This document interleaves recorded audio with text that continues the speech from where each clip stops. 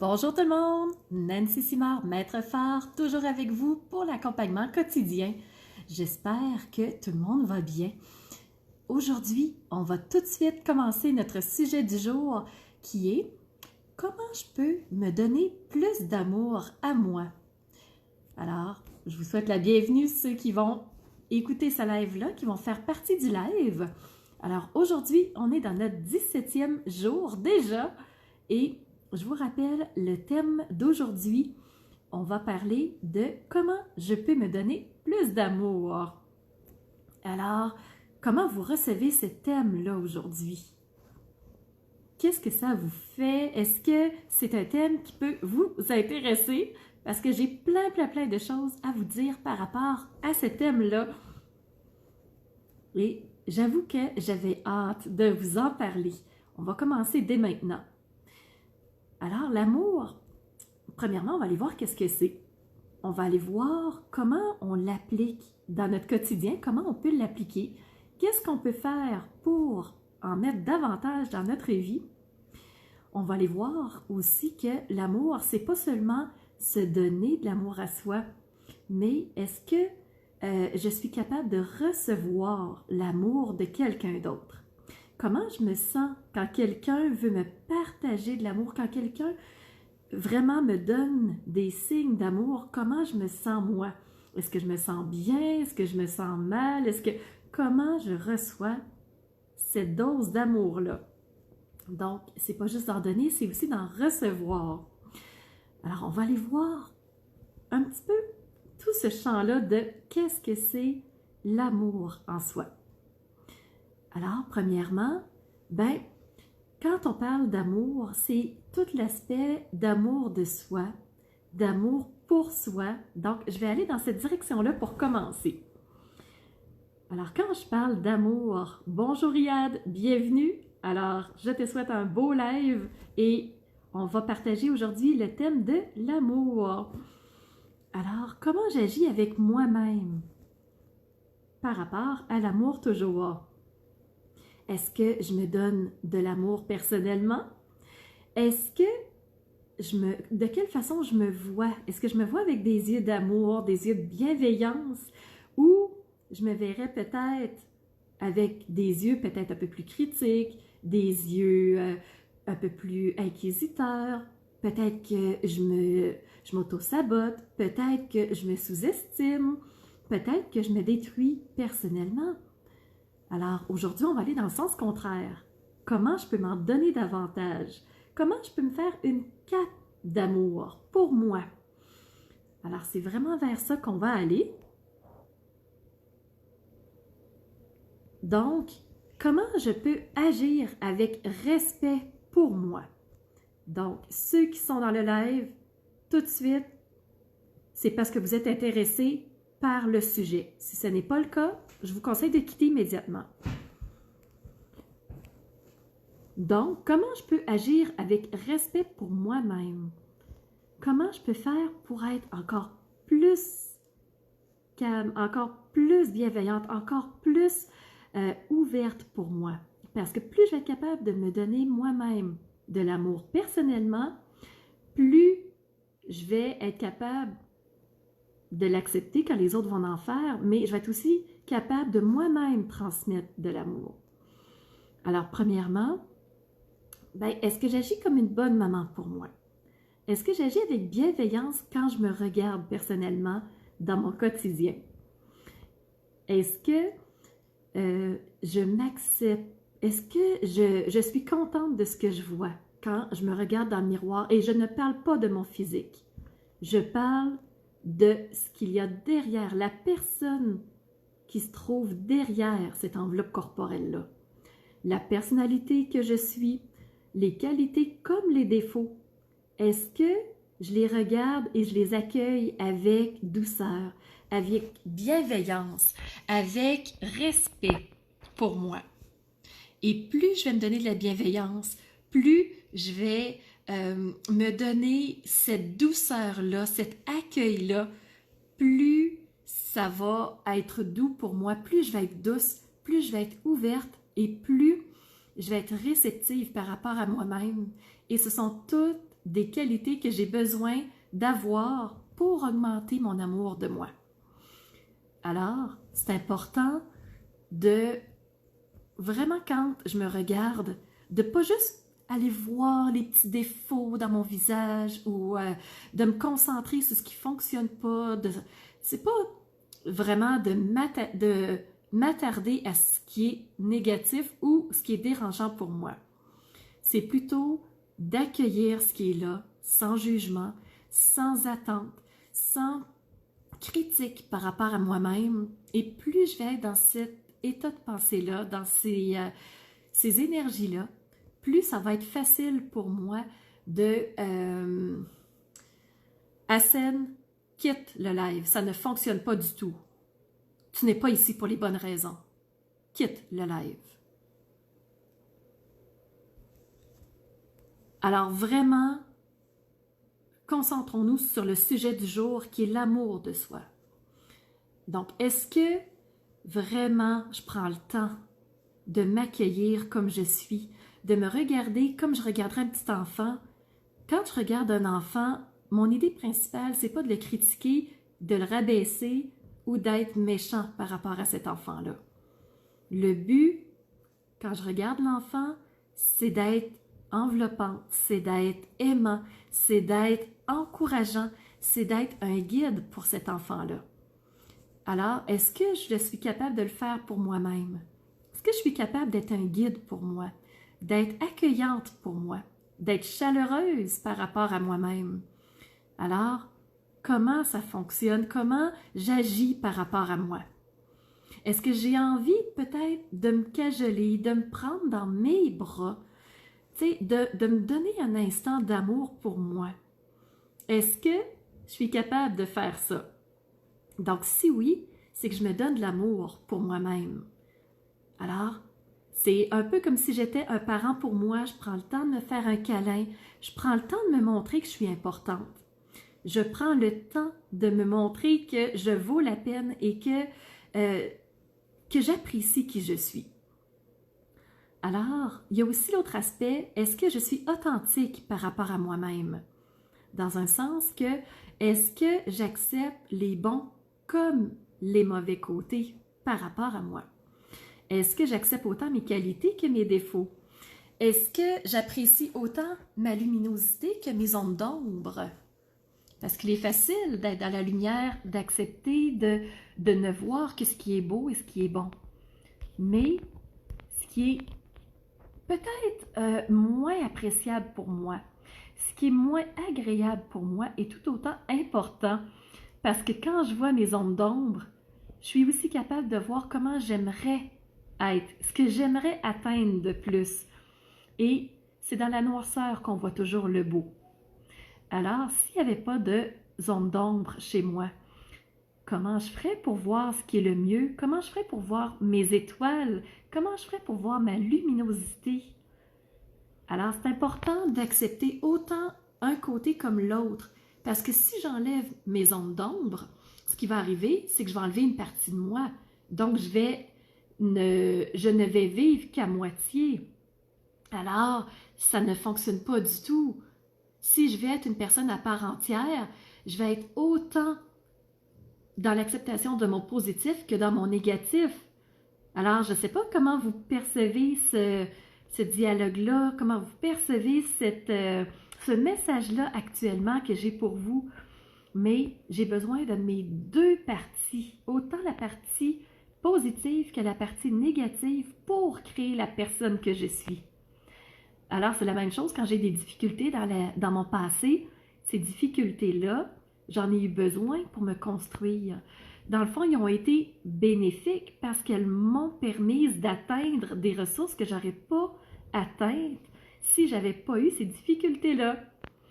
Et quand j'ai réussi à dépasser ces problématiques-là, les difficultés, les moments qui ont été sombres pour moi, ça m'a permis d'être dans ma lumière, ça m'a permis de m'accepter telle que je suis, tranquillement, pas vite, et ainsi de me donner plus d'amour au quotidien.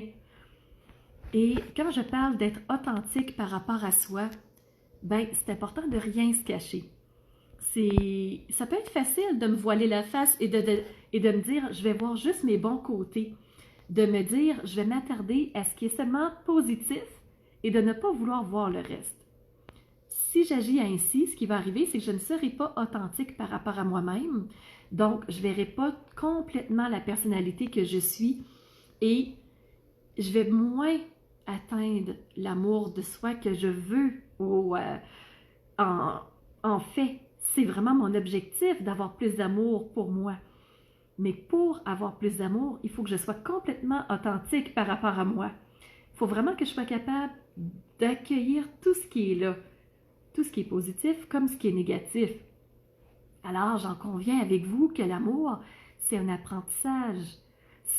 C'est vraiment au quotidien qu'on va augmenter l'amour de soi, qu'on va tranquillement un peu plus loin, qu'on va être capable d'accepter un peu plus de soi, qu'on va être capable d'aimer un peu plus de nous-mêmes.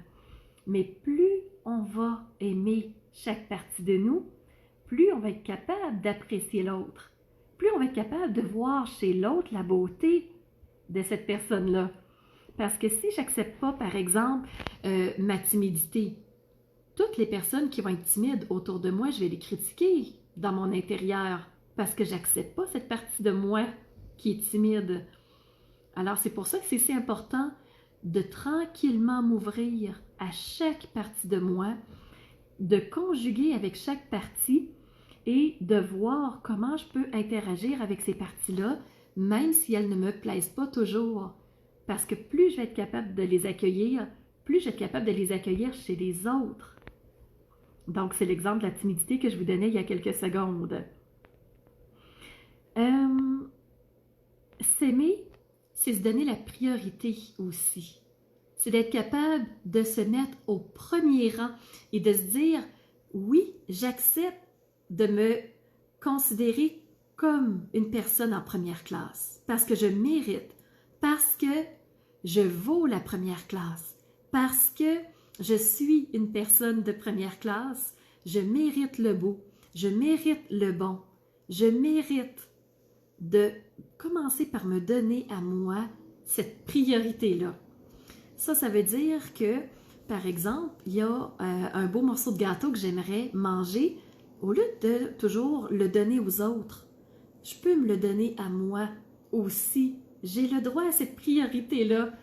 Alors, est-ce que je me donne cette priorité-là?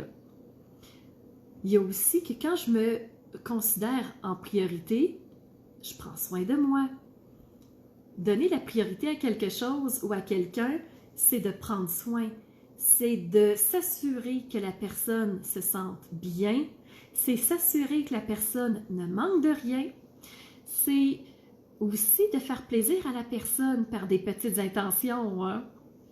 Donner la priorité à quelqu'un aussi, c'est vouloir alléger son fardeau quotidien.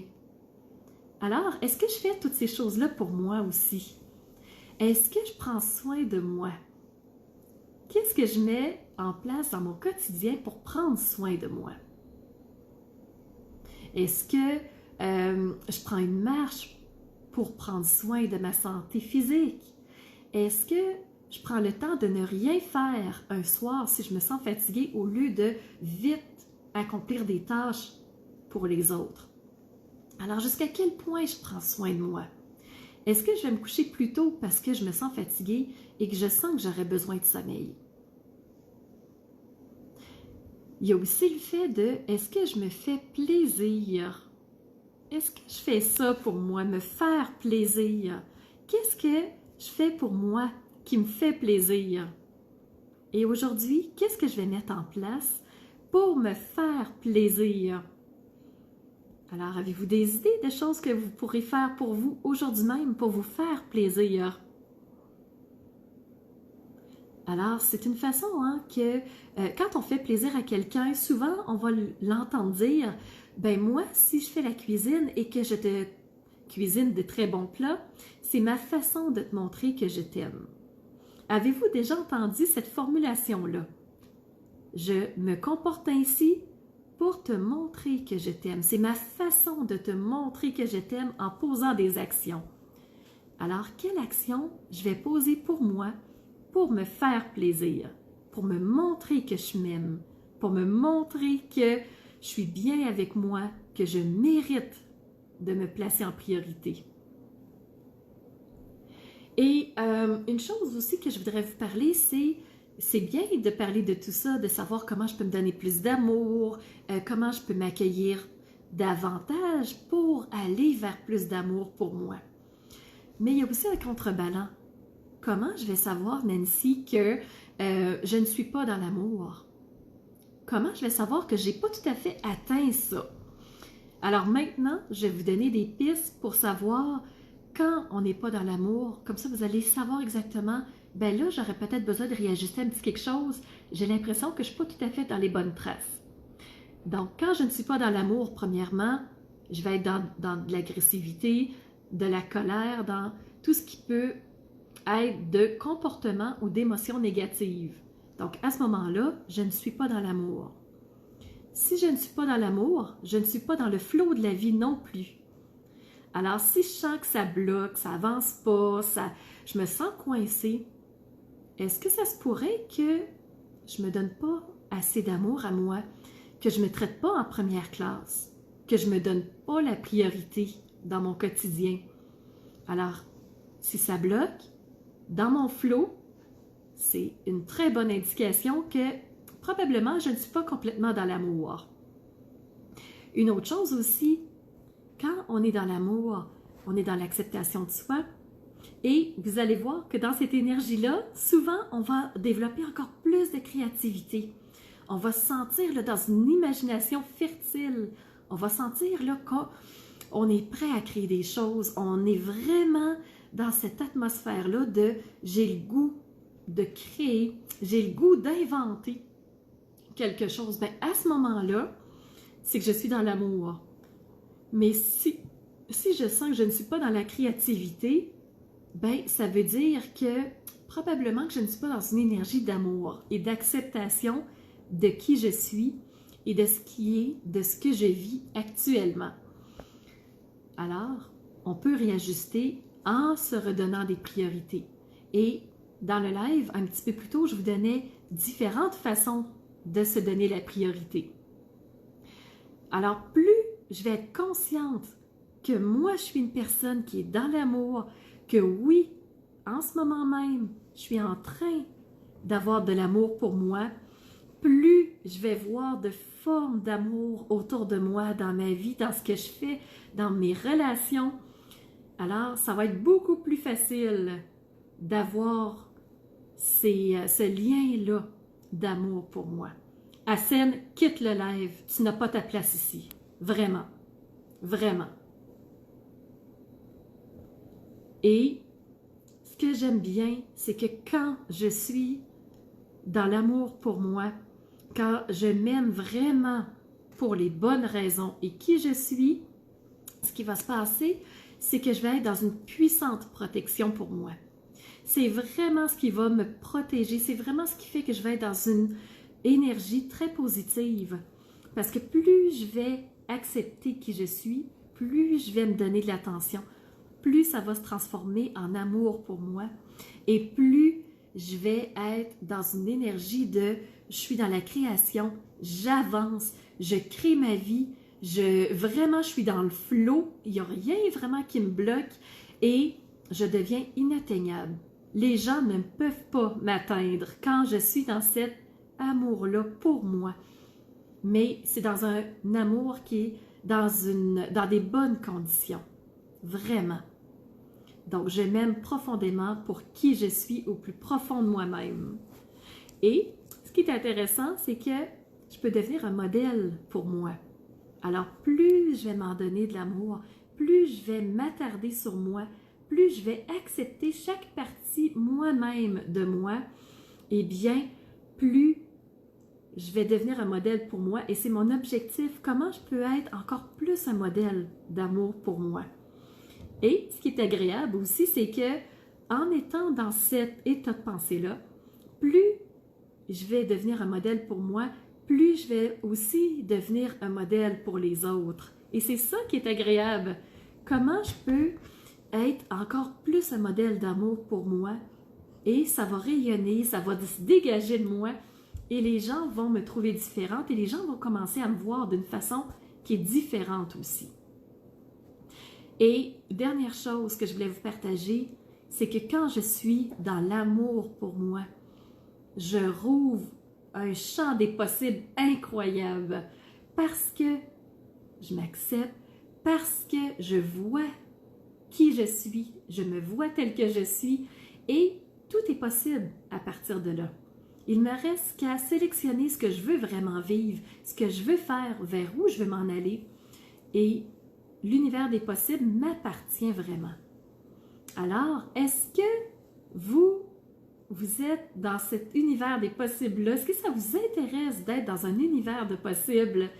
Alors, quand vous allez vraiment atteindre ça, cet amour-là pour vous, cet amour qui est pur, qui est vrai, qui est vraiment profond pour vous, vous allez goûter vraiment à ce que c'est d'atteindre le champ des possibles. Alors, la seule chose que je peux vous souhaiter, vraiment, à titre de coach professionnel, c'est aimez-vous chaque jour sur votre chemin personnel, chaque jour un peu plus, et vous allez voir les petits miracles s'installer, les réactions de votre entourage se modifier, vous allez voir ce qui va être différent pour vous, et vraiment, vous allez atteindre votre champ des possibles. Alors, je vous souhaite une très belle journée. Aimez-vous de plus en plus aujourd'hui.